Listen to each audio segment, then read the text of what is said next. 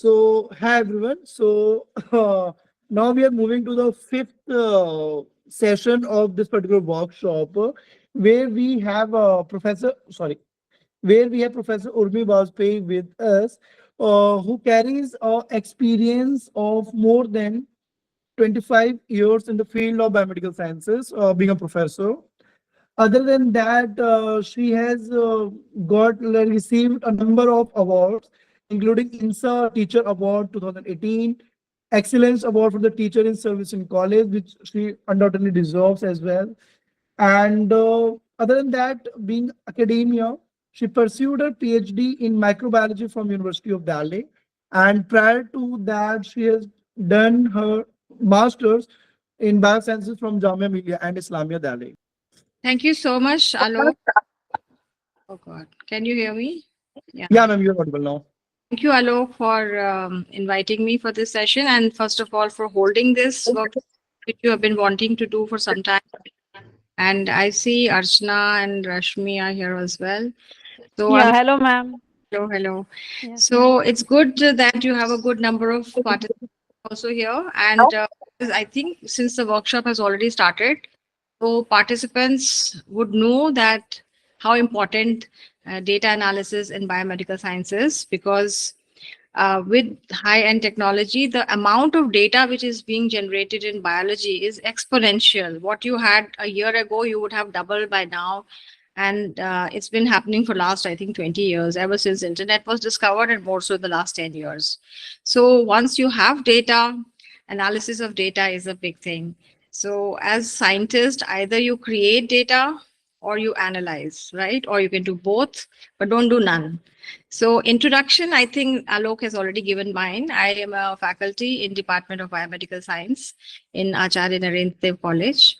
And I teach subjects such as biochemistry and microbiology, medical biotechnology, among others. And my area of research is, for last many years, is towards antimicrobial resistance. Some of you may have heard of it, that how there's a steep rise in antibiotic resistance in pathogens. And because of that, there are situations where people may not have any antibiotic to treat infections because the bacteria that causes infection goes drug resistant. So let me tell you, in India, we don't have a very good system. I mean, we have system, yes, but the complete data on what is the occurrence of antimicrobial resistance, for example, like across hospitals, across clinics, across different cities and states, that comprehensive data is not present, for example. So in the absence of this data alone, let's say I'm talking something very narrow, you can think of that most of us will not know how big the situation is. And we think that when we have infection, God forbid, so we can get antibiotics and get fine. But in case all the antibiotics that are available in biopharmaceuticals do not work on a patient or an animal, what do you do then? So to address this situation, my lab is working on an alternative to antibiotics. These are called as bacteriophages, which are natural viruses of bacteria. And there's a Sanskrit saying which says, enemy of an enemy is a friend. So if these viruses kill bacteria, then they can be our good friends, because we're not enemy with bacteria, but we're talking about those bacteria which can cause us illness, either us or our pets or our domesticated animals or the crops also. So phages, if you see, I would consider phage as one of the big data, because they are considered as the biggest. I mean, we call them the this is a very oft repeated sentence for bacteriophages, which is they are the most abundant biological entity. So they are present in a number. I don't know how scientists came to that number, but it is like, if you start calculating, it outnumbers any other entity, something like 10 to 31. So if something like that is present in our environment, in our ecosystem, and how do we make sense of this enormous abundance of something which is there in nature? So there can be experimental methods as well as digital methods where, we have not the tangibles like the phage in our test tubes, but we have data on their genome sequence, on their proteome. And a lot of scientists across the world work on phages. And when they work on phages, one of the major tools of characterizations can be knowing what their genomes code for. So genome is the complete set of genetic material of an organism. So they could have genes and they could have intergene sequence, they could have regulatory sequences. Though phages have smaller genomes, so they don't have too many intergenic sequences. They have a very small head, and they just, if they can package all they have in their genome, they'll be happy. So they don't have too much of extra genomic material.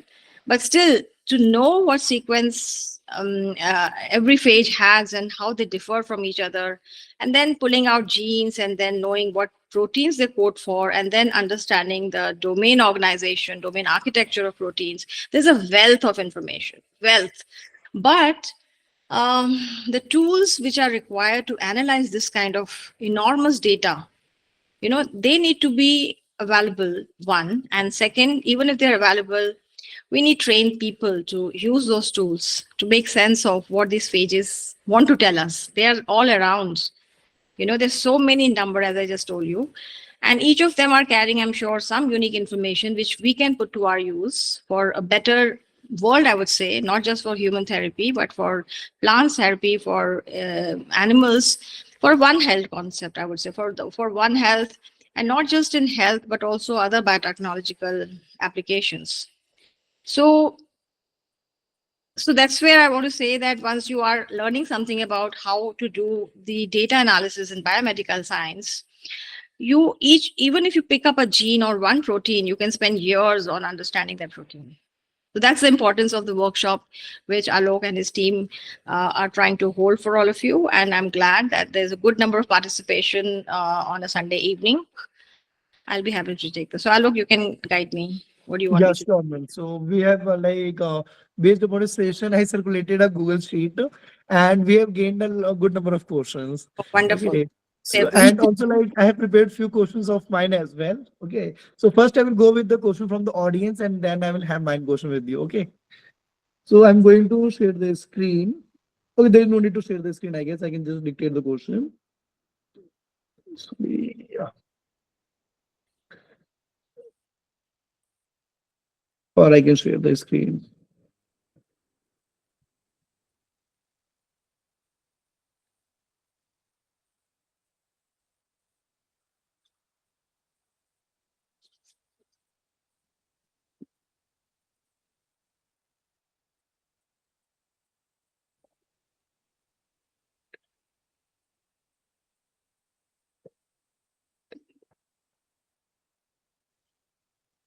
Sorry. You can read Fine. it. Yes, ma'am. Yes, ma'am. Yes, ma'am. Yeah. So the first question basically, as a student who aspires to be a researcher, how should one approach a topic to find research gaps? So it depends upon in which stage of your education you are in. If in case you are UG, then you will be really lucky if you can join a lab who allow you to do what you want to do. Typically in UG PG research, students they find a job objective on where they join. But if they want to do something independently, then they already know the question. So that's start. Even in PhD also, more or less, at least to begin with, you start doing something your supervisor does. Of course, you can bring in your idea. If you want to bifurcate the project, to add something, a new dimension. So then typically you choose which lab to join, and there where you can perhaps address this point, that which area you want to work in. But I would say don't narrow yourself, no, don't narrow your choices very early on. If you get your choice of subject, very good. But in case you don't get an opportunity to work exactly in the area you want to work in to begin with, but if you're getting a good opportunity, I think one should join that instead of saying I have to work only in this area, because any training can help you if you are really keen on learning, and then you can apply that gain skill to further your knowledge in the area you want to work on.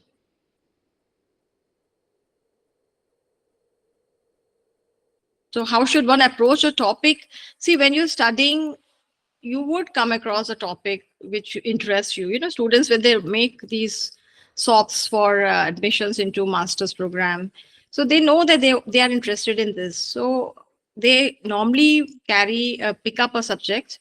But my suggestion would be that something it might be interesting you a lot, but you may not get any opportunity, or maybe nobody's working in that area, or few people are working.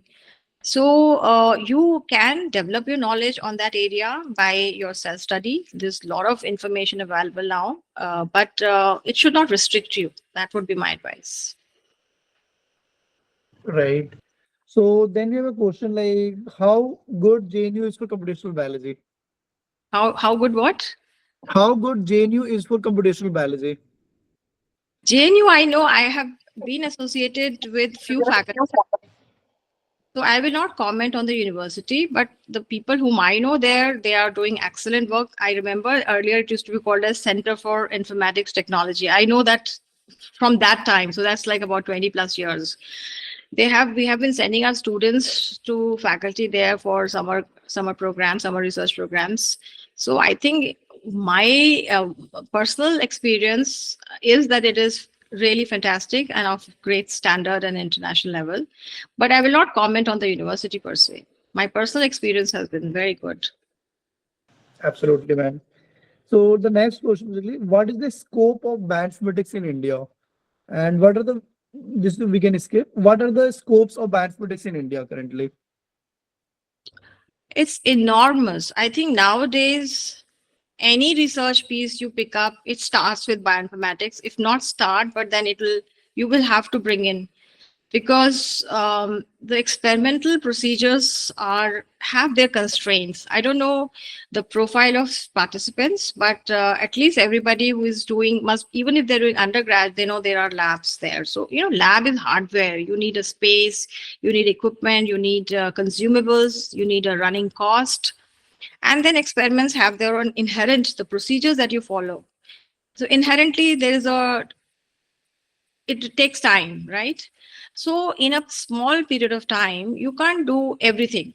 So let's say I give you that you come to me for 2 months and I say, work on this gene. So then, you will perhaps do PCR to amplify the gene. Then you use some molecular techniques to clone the genes. Then you clone the gene. Then you'll try to express it. Then you'll try to see how it functions, etc. Now, all of these are they take time. But if I say, so you'll be able to learn that much about the gene. But if you do bioinformatic analysis, I'm just talking about the smallest possible unit, a single gene. You can know what is the length of the gene, what is the sequence, the composition of bases. Then you can know based on the amino acid composition, you can look at very many physicochemical property of genes, that what is the isoelectric point, what is the GC content, what could be the melting temperature of the sequence, then what is the primary structure, of course, from sequence, then what secondary structures can this gene form, then how does it fold on to make a 3-dimensional protein, and then what are the key residues in that 3-dimensional proteins, which non-covalent interactions are holding the protein intact. All of this information you can't gain doing experimental procedure. Obviously, everything has to be validated experimentally eventually, but the bioinformatics give you a very deep insight in any object you want to study. Biological object, and therefore having an it's not. I don't think it's any more optional. I think you have to do it. Yeah. Definitely, absolutely, ma'am. And you basically talked about one gene, and when a person is going to be perform a massive data, so then you will have to analyze thousands of the genes and all together, right? Absolutely. And There where the hardware comes, there where it's not just bioinformatics, then the computational strength, the computing facility, etc., will enable you to process large amount of data and then draw patterns. There's so much data which has been submitted by people across the world. Now, as I said, to start with, you start with something simple, but you may like to work on a genome. You may like to work on genome of an organism. You may like to work on a genome of an ecosystem, whatever your question is. Data is enormous. And to understand the data, you need tools. So the bioinformatics enables you to, study data and then make sense out of it. So I would say even if those of us who are perhaps late in the game should learn it, because that's what can get us a better insight into what you're studying. Otherwise, it will be much long drawn and with too many gaps if you just totally rely on experimental biology in today's time, because now you can supplement your experimental biology with bioinformatics, and that will be a very fantastic. This is a very good combination. Oh, absolutely, ma'am. And then there is one more, like there are so many courses, but we'll skip a few. So there is one good portion that I found basically, that is someone is there who has a keen interest in biotech, microbiology, and bioinformatics. How can they ensure that they are stay connected with all these three disciplines while they get higher education? There is a combination of the three different subjects together they want to ask. Yeah. So incidentally, the topics that you've mentioned, the subjects that you've mentioned, they all happen to be umbrella terms. They're not like very narrow discipline. So microbiology is studying all microbes, and microbes can be bacteria, they can be viruses, they can be fungus, and all of these. So then, it's a huge population. You know that in your mouth, there is the number of the microflora in your mouth is more than an army, more than yourself. So it's a huge population out there. Now if you want to apply, you can either go into basics of microbes, you want to study their structure or their pathways, etc., or you want to apply the microbes for some biotechnological application. Simple example would be like, the microbes involved in making cheese or wine, so that is like that is something which which has been happening for years, even before this biotechnology term was coined, right? So that was something natural process, but today we know that these are considered under biotechnology. But if we put that aside, if we bring in recombinant DNA technology and we know about this insulin, which is taken as injection by diabetics, so that insulin comes now from recombinant DNA technology. So these are big terms. When you study, when you study biotechnology, it is not necessary that you will be studying microbiology per se. But in biotechnology, very often we use some bacterial model system, like for example, Escherichia coli. So a bit of Escherichia coli you'll have to study, even if you're not doing any microbiology, you're studying, let's say, animals. But you want to clone a gene, maybe you'll start with cloning in a bacterial system. So, and then bioinformatics and biotechnology, almost like you will be studying, when you're studying biotechnology, you will be studying bioinformatics. So particularly these three topics are very interconnected. So I don't think you'll have to leave one for another. Stay sure, don't worry. But I would say get a grip on one. So get a grip on one. So biotechnology is an application. And you can do a good application when you understand the subject which you want to apply in something. So if you don't understand the biology of a bacteria, you don't understand its genetics, you don't understand how it grows, what are its nutrient requirement, you will not be able to use it in biomedical application. So depending upon, I think, unless you are a professional in any stage of education you are, I would say build on your basics. Even for bioinformatics, I would say that, for example, the easiest tool I think everybody begins with is BLAST.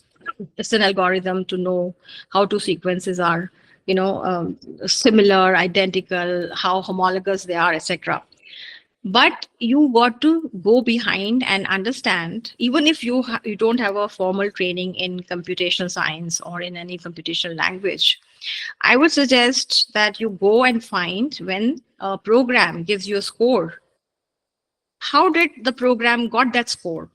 So you may not know the entire algorithm, but you will understand the basics of what factors the tool took to give you a certain score. So the importance of score and how did they find the score is very important. That otherwise, let me tell you, bioinformatics generates so much of data based on just the online tools that it can make a very fancy report with fancy drawings. Alok would know. But then as a researcher, if you want to be scientist, or even if not scientist, even if you want to be a well-informed student, I would say spend some time in knowing what kind of algorithm was there to give you a score. I mean, what is behind the science behind the score? That you should know. Tools are the brilliant scientists have made tools. They've made online tools. You don't need to even pay, and they give you. You put your sequence. They analyze and give you back data in very short time. But understanding the data is very important. That is my suggestion as a teacher, or even as a supervisor. So please stay assured. You can take care of all three, and no worries. Yeah, right. So there is one last question to the student, then I will try to have mine questions with you, ma'am. There is like, what are few of the various reputed institutes in Delhi for higher study in the field of bioinformatics and computational biology? I think every university these days have a computational center for computational biology, and I mean, you see, Delhi University would have JNU, even Jamia has very good center. Then IIT Delhi, Triple IT Delhi. I think every center is having a bioinformatic, whether they're offering a course in masters or PhD, that I'm not sure. At least universities are, institutes are, but other centers, if they're offering a course, I don't know. But then every university has these. Um, you can pursue bioinformatics and computational biology. Right. So for that, I would like to add here, ma'am, because I have a little bit understanding about the different colleges. So like in Delhi, basically JNU is there. So JNU offers a course in the SCI, School of Computational and Integrated Science Center, in the field of computational biology. That is very good center, basically. Then we have Jamia offers masters in bioinformatics. Other than that, like Triple IT Delhi offers a MTech program in computational biology. Then I think IARI is also there who offers MSc, I guess. Okay. And other than there are so many there are few others good research institutes, but it is always best to target the central universities if you really want to get good understanding of things uh, about the concept. So JNU and Jamia are good centers basically. Research institutes maybe not offering a degree course. They might do training. I don't know if research institutes offer, unless they have a deemed university of their own. Uh, I don't know if research institutes per se would have a, Research institute like you want to say like name any? like for example, TERI, the Energy Research Institute, TERI, Science Research Institute, like ICGB, for example, NII, these are research institutes, right? So they may not, they may have a PhD program, I mean, a computational a center within that where they might be offering PhD. But for undergrad, for masters, I don't think the institutes offer. Yeah, right. You're absolutely right, ma'am. These like ICGB do not offer a master's, but like PHSTI has opened a center, not in bioinformatics, but they have opened a master of clinical research. And then RCB is there who offers master in biotech, but they cover good number of subjects from the bioinformatics field as well. So RCB is a very good center basically, which takes admission through the TIFR exam. Okay. Okay. Yeah. That's Yeah. So, and the last, like, I have few questions prepared for you, ma'am. So, like, my first question is that, like, based upon your experience in teaching and research for the past 25 years, what do you suggest to the students to keep them motivated to pursue higher education in India? yeah. So, yeah, I have noticed when I was doing PhD, most of my PhD, my colleagues or my batchmates would pursue postdoc abroad, but till PhD, most of us were doing from India. Gradually, then I started teaching, so we found that our students started going for PhD abroad. But now recent trend in last few years is that students are wanting to pursue masters also from abroad, and who knows, few years down the line. So I think there is I would say India is a big country. We have good institutes, we have maybe not so good institutes, but this rush for doing PhD from abroad is not just for doing good science, but I think people also want to have experience of living abroad, being on their own, experiencing a new culture. But I don't know. But then there are several other things. You have to be on your own. It's pretty expensive at times. How do you support yourself? So those, they bring their own challenges. So I think now India is a good destination for doing research. But then India being so large, you can't say India is not as like a one institute. So you have to choose which institute, which university, whether they are central or state university, and what their expertise is like. So it depends upon what your choice is, and if you're able to get admission into those institutions. If not, then you may choose abroad. But I don't think this madness for just going abroad and doing research.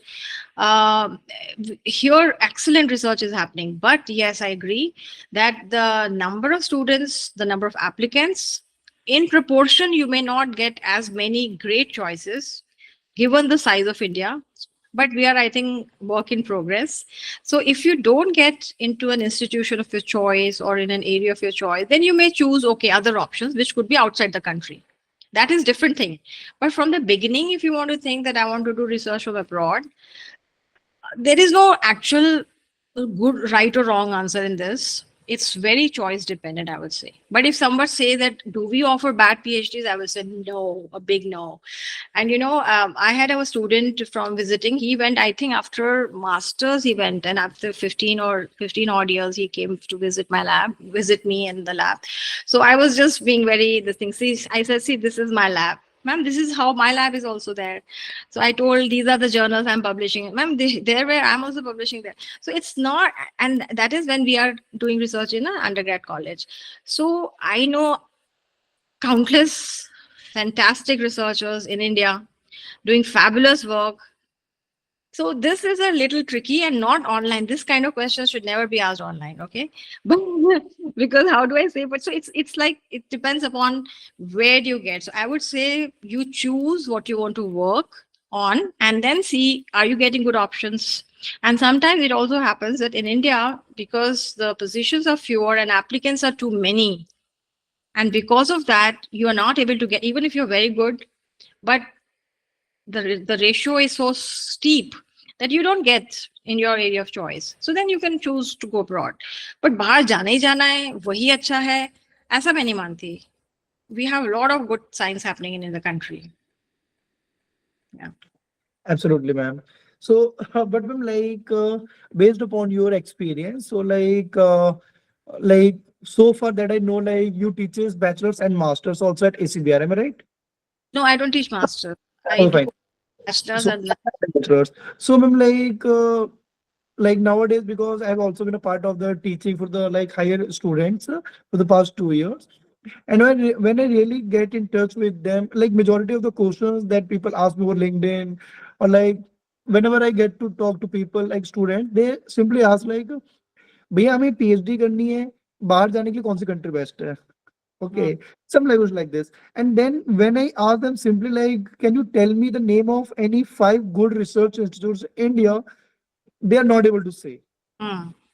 So what I feel based upon this, like student, oh, there is somewhere a psychology being developed among the students nowadays that भाई वो US जा रहा है, वो UK जा रहा है, तो हमें भी जाना है. Mm. It is has Yeah. less to do with the research, but it has more to do with the peer pressure kind of the thing. Peer pressure and wanting to experience a new culture, wanting to be abroad, want to be perhaps away from family, and it's all freedom. There's so many things. Unless somebody reading, let's say there's a student who has been reading paper of a scientist and he or he wants to pursue, then it's a separate thing. That scientist happens to be in this part of the world. But if without knowing, you just want to go abroad, so these are two different things. You want to pursue a area which perhaps India is not offering, that's separate thing.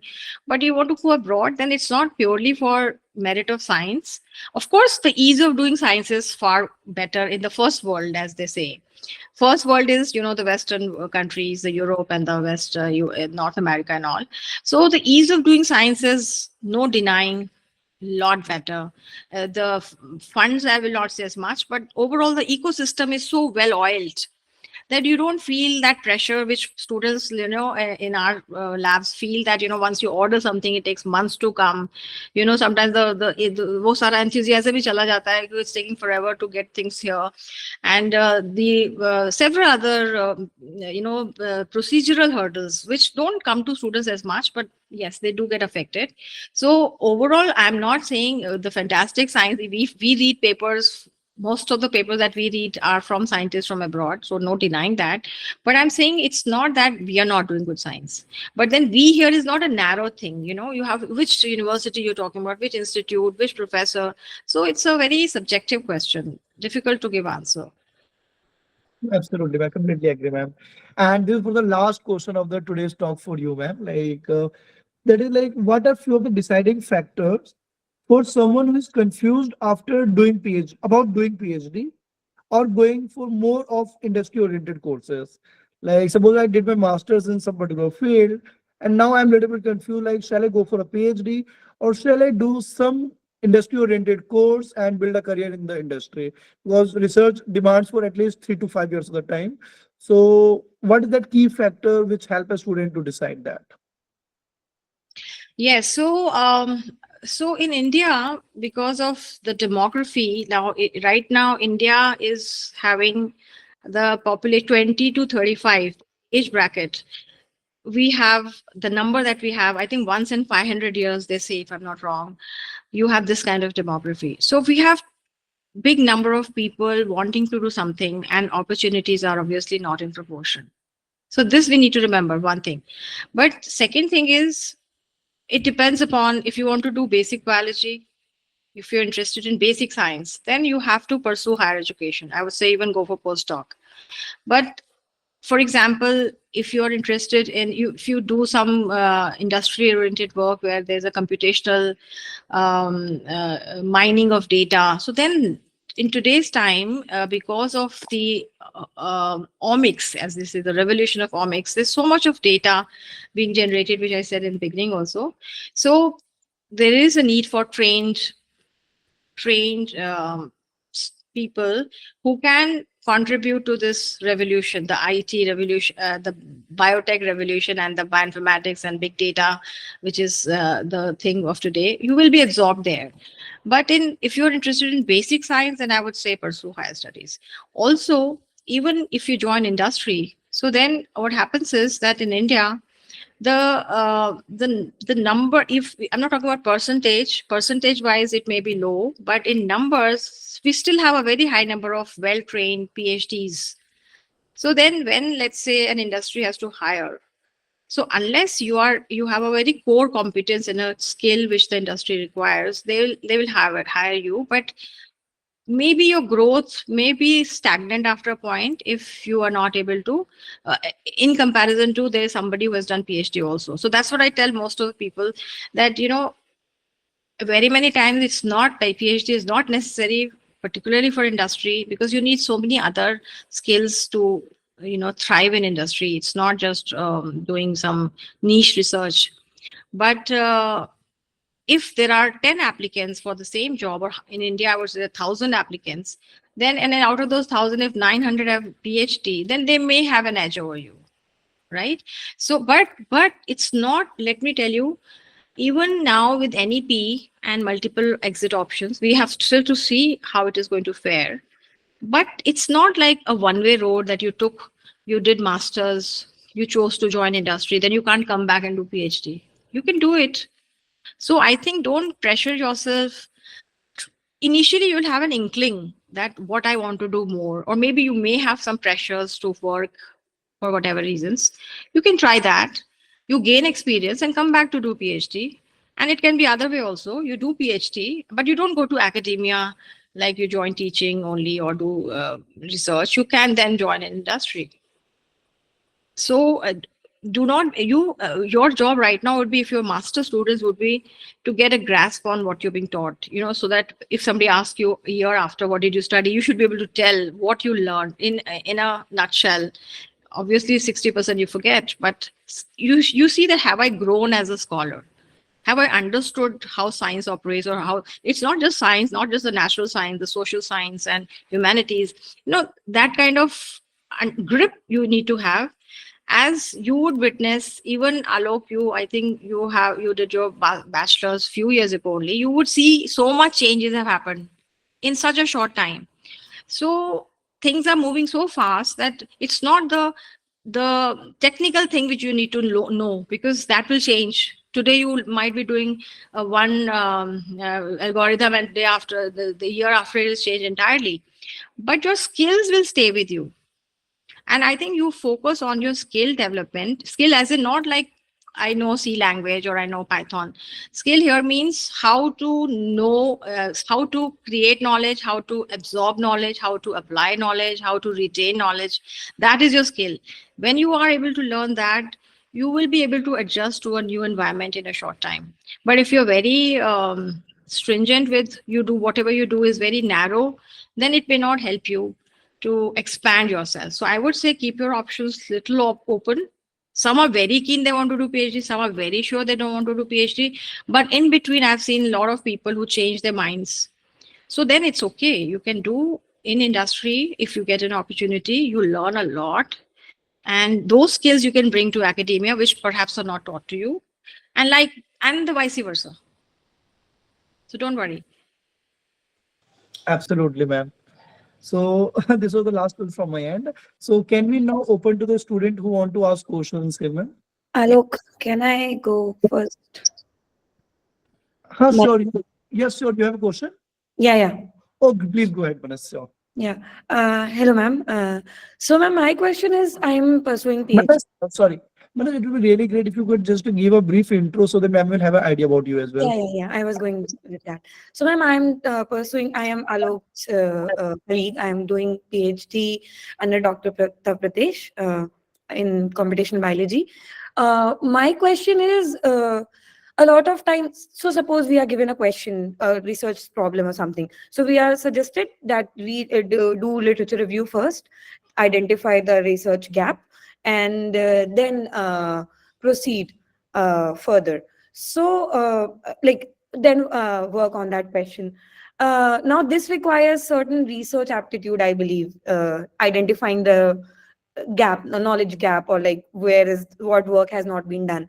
So how do one develop a research aptitude? Because I assume even after doing PhD, people, be it industry, be it academia, people are hired on basis on how good is your research aptitude. Yes. So how does one develop a good research aptitude is my question. Yeah, thank you for your question. So, I say normally when you watch a movie, Yeah. you just go and sit on a hall. I mean, I don't know after COVID how many people are still watching. I haven't yet. But when we even want to watch a movie, I do my research because I have to commit my 3 hours, right? So we do either I'll talk to my friends or my family, or I'll read review, and then I'll see who is acting, then what has been the director, and all of that. Some people might just go impromptu, that's different thing. So, or you want to buy a purchase, you want to purchase something, and especially let's say it's a white good, some computer or a phone. We do research. So we think research to be very intensive thing. But if you notice, most of us are already doing it, even without considering it to be research. So the aptitude is that once you have decided to do PhD, there's a question. So then there has to be, I feel, if in case its aptitude is not missing in anyone, it is the curiosity, and maybe the subject does not interest the person as much. Otherwise, you'll dive deep and try to find, how much is already done? Where are the gaps? What can I fill in? And when you decide upon where you can fill in, it will depend upon what is the area, what is the question you are addressing in your PhD, what is the expertise of your guide, and what is the support system available which can help you to do that, right? So that's where the aptitude comes. And aptitude, may I tell you, is not one is born with. In fact, I say even you're not born with passion also. These are all you can cultivate these things. And the moment, sometimes what happens is that you might be trying to find the gaps, and then one thing clicks. And the moment one thing clicks, you will see your enthusiasm and passion will jump manifold. But for that one thing to click, you'll have to read a lot, right? So that's where I feel that, whenever I take students, I don't have much choice also, but I try to look at कि आप में enthusiasm है और discipline है. So once you have decided, this is my question. And nowadays, you know, in my time, we used to go to, you won't believe, we used to go to those dusty libraries. They used to be very dark, and you know, and they were like sleep-inducing environment. All my I wouldn't have ever had insomnia in those days because it was such a sleepy environment. And then you go to photocopy machine, and so nowadays, you know, you have at your palm or at your desktop, right? So I would say that, and information is so much that aptitude, if you want to cultivate, would be to filter the information. What should I pick which is authentic, but which is intensive, comprehensive, but not too many, because that's where you get lost. So pick up one even publication which is relevant and read A to Z. And there, where if you find something which is really interesting and there is a reference cited for that, read that reference and then that, and you go deep into, and who knows when you come out of it. But someone asking this question already has an aptitude, let me tell you. Okay, thank you, ma'am. Yeah. Great. Nice. So, hi, Anirudh, are you there? You have been raising your hand for a long time. Karnam, yeah. Uh, uh, y- yes. Hello. Hello, I'm yes. audible? Hear you, yes. Yes, ma'am. So, this is Anirudh from, and I'm doing my BSc in Life Science. So, ma'am, my question was that, like, I'm a bit confused in like, should I continue my MSc in microbiology or biotechnology, or like in the field of zoology? So, like, what's like you can guide me through in which field has more scope? Scope, I would say, like in biotechnology these days, everybody's studying biotechnology. But, you know, I feel that in the long run, your fundamentals help you. Biotechnology is an application, but unless we don't know basics, we can't apply it very well. Also see that when you study which subject in, and if you notice in zoology, you are taught several subjects which are overlapping. Now, if you see, there are no tight, it's like there's no airtight compartmentalization in subjects. Of course, this discipline is that you would be studying more on zoological system, but then if you see the techniques, the methods, and so many subjects you will be studying which are common, whether I think it's immunology or it is molecular biology, recombinant DNA technology. So you see that what is it that interests you? It is the, let's say for example you want to work on seahorse. So then if you're interested in seahorse or something like that, go after zoology. But if you're interested in immunology, then it doesn't matter which whether you study microbiology or you study animals or you study humans, because somewhere it's a common, it's a connecting field. So while studying, you will know which area you want to pursue. Plus, like zoology, if you do, then I think it will be more academic in nature. So it will train you for academia.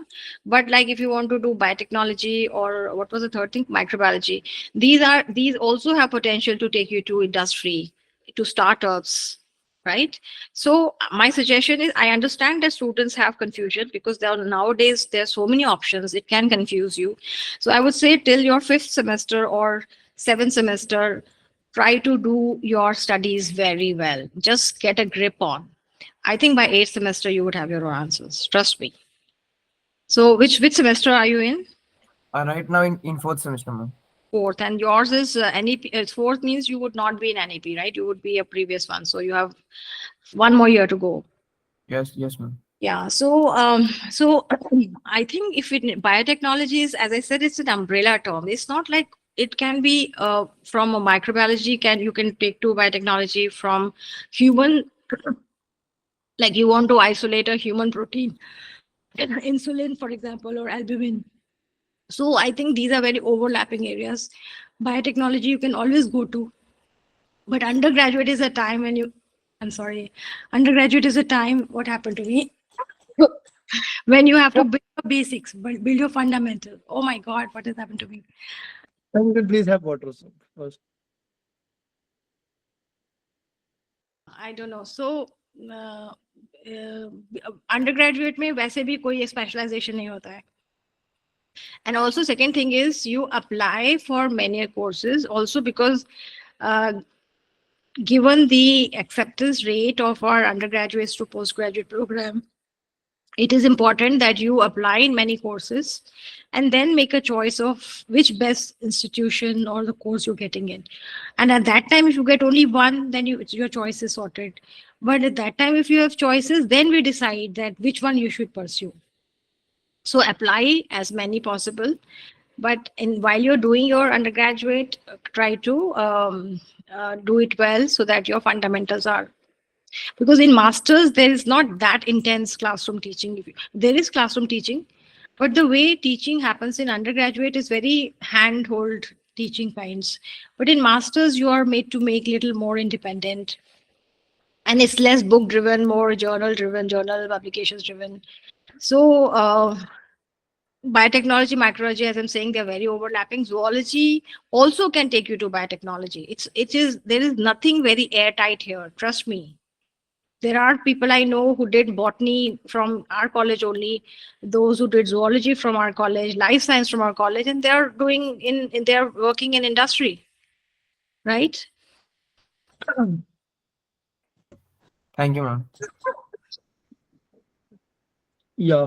So in the interest of time, we can only give 2 to 3 more minutes. So yes, you can just quickly have your question, and this will be the last question. Okay, from our end. Yeah. Yes, am I audible to you? Yes, sir, you are. Yeah, you can quickly have your question, please. So, hello, ma'am. My Hello. name is Yash, and I'm currently pursuing botany honors from our very own college, Acharya Narendra Dev, and I'm currently in second semester. And ma'am, my question is to you, like, if one have to retain their curiosity being as a researcher or being as a scientist and simultaneously want to work in industry, like there's a lot of industries, like there's a lot of MNCs like Sun Pharma and Pfizer who hire the research scientist and PhD scientist as a drug discovery and development. So what are the particular courses one should pursue to retain their curiosity being as a scientist and simultaneously working in the industry? I didn't get you. So you're saying you are in second semester and Pfizer is hiring scientists. So you have a long way to go. So you're saying how should you sustain your curiosity to become a scientist so that you can join industry? Is that what you're asking?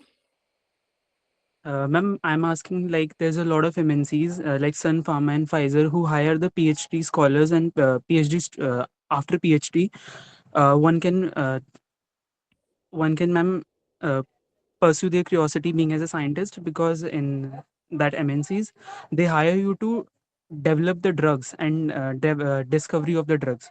So what are the particular course and masters one can pursue, so that you can work in industry? So for drug discovery, you need to be a good scientist, good in your basics. I'm repeating, maybe now parroting. You want to do drug discovery. For example, give me an example. Give me an example of a drug you want to discover. You want to, or somebody else is discovering and you're interested in.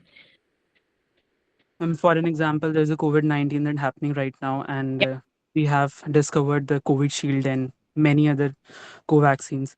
So there's a pandemic that going on. So The as pandemic this kind are of actually over. It's not, yeah, but yeah, you're right. Okay.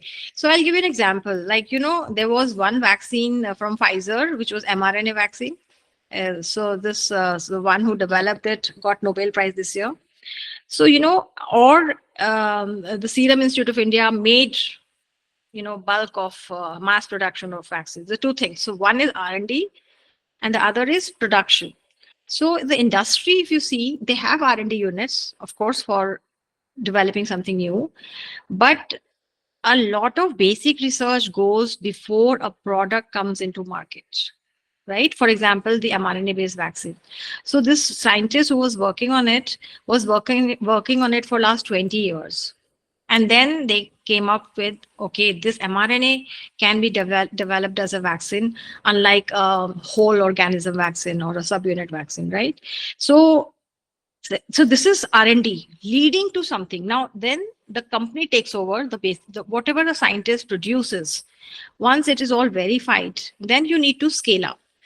And industry comes there. They scale up making sure that there's a quality control, there are safety measures, etc.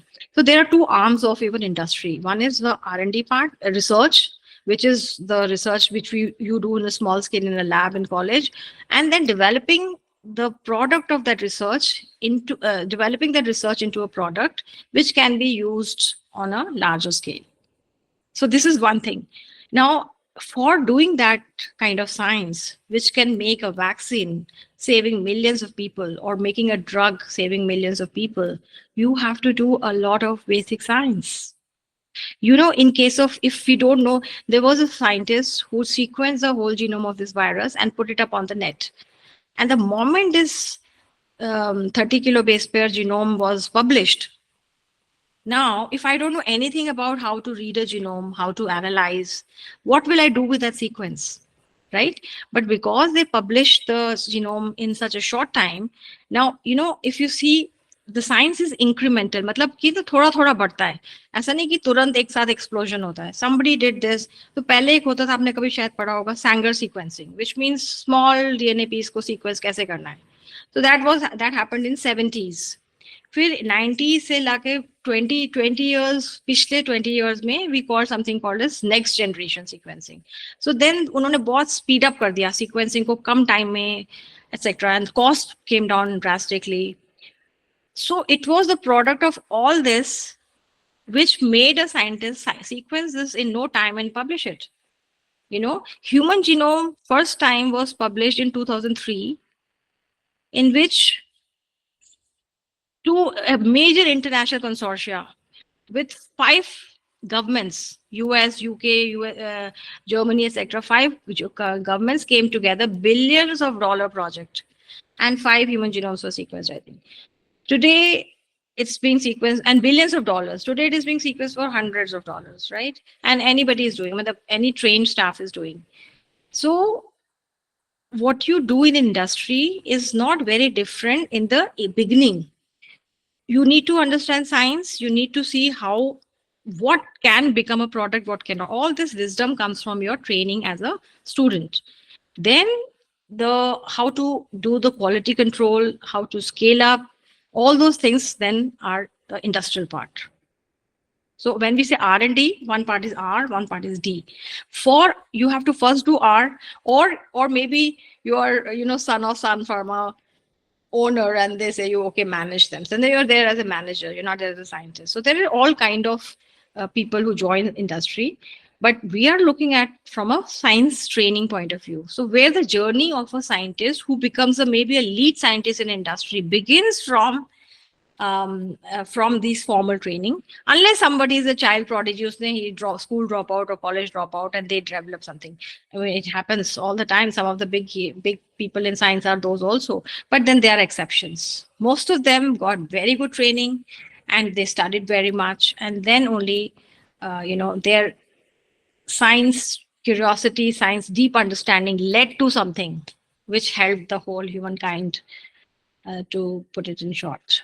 So please understand, industry also relies on science, good science. Thank you so much, ma'am, for the wonderful clarification.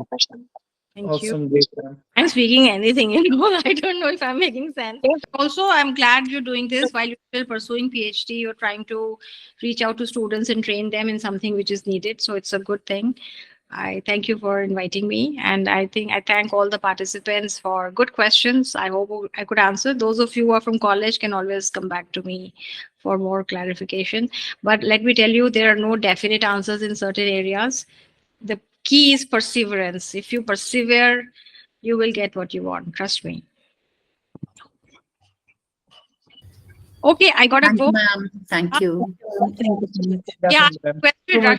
question, Dr. Rashmi from Botany. Thank you, Rashmi, for organizing this. Ralok has been wanting to do for so long, and I'm glad that, and you have a good participation also. So I will not take much time. I think you have another session, right? Okay. Okay, bye-bye. Okay, thank you, ma'am. Bye-bye. See you. Bye, ma'am. Bye. Good night. Okay. So, hi. So let me just stop the recording first.